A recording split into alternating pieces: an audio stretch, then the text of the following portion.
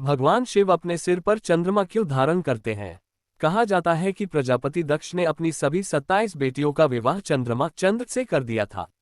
चंद्र का अपनी पत्नियों में से एक रोहिणी के प्रति विशेष लगाव था और वह उसे अपनी अन्य पत्नियों से अधिक प्यार करते थे। इस प्रकार अन्य 26 पत्नियों की उपेक्षा करते थे। वे अपने पति के इस पक्षपातपूर्ण प्रेम को सहन नहीं कर पाईं। ये 26 पत्नियां अपने पिता प्रजापति दक्ष के पास गईं और चंद्र के पक्षपातपूर्ण प्रेम और उन सभी की उपेक्षा किए जाने की शिकायत की। दक्ष क्रोधित हो गए। उन्होंने चंद्र से पूछा कि वह अपनी सभी पत्नियों को समान रूप से क्यों नहीं मानते, लेकिन चंद्र ने उनकी बात पर ध्यान नहीं दिया। दक्ष बहुत क्रोधित हुए और चंद्र को शाप दिया कि वह थोड़े ही समय में क्षय शरीर का बिगड़ना से पीड़ित होंगे। उन्होंने चंद्र को एक असाध्य रोग से पीड़ित होने का शाप दिया। चंद्र की सारी चमक चली गई। चंद्रमा का केवल एक छोटा सा हिस्सा ही दिखाई दे रहा था। चंद्रमा ने सागर में शरण ली।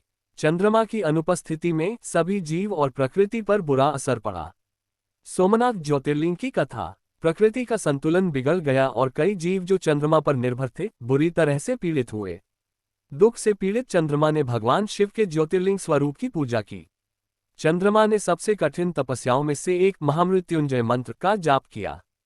महाशिवरात्रि के शुभ अवसर पर चंद्रमा की तपस्या से प्रसन्न होकर भगवान शिव चंद्र के सामने प्रकट हुए। उन्होंने चंद्रमा से कहा कि उन्होंने अपनी पत्नियों के साथ जो किया वह अनुचित था और दक्ष का शाप व्यर्थ नहीं जा सकता, उनका शाप पूरी तरह से मिटाया नहीं जा सकता था।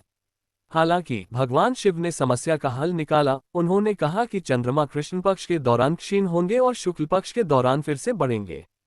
फिर भगवान शिव ने चंद्र को अपने सिर पर धारण कर लिया, जिससे वह 15 दिनों तक बढ़ते और 15 दिनों तक क्षय होते रहे, क्योंकि वह महाकाल काल से परे है। इस प्रकार वह दक्ष के शाप के प्रभाव को आधा करने में सक्षम हुए। इसी कारण से भगवान शिव को चंद्रशेखर, चंद्र अर्थ चंद्रमा और शेखर अर्थ शिखर या चोटी जो शिव के सिर पर है के रूप में जाना जाता है। आभारी होकर चंद्रमा ने भोलेनाथ के सम्मान में एक ज्योतिर्लिंग की स्थापना की। इस लिंग को सोमनाथ अर्थात चंद्रमा के स्वामी का नाम दिया गया। आपका बहुत बहुत धन्यवाद। वीडियो अच्छा लगा हो तो लाइक, शेयर और सब्सक्राइब जरूर करें।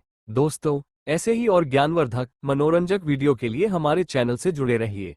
अगले वीडियो में फिर मिलेंगे।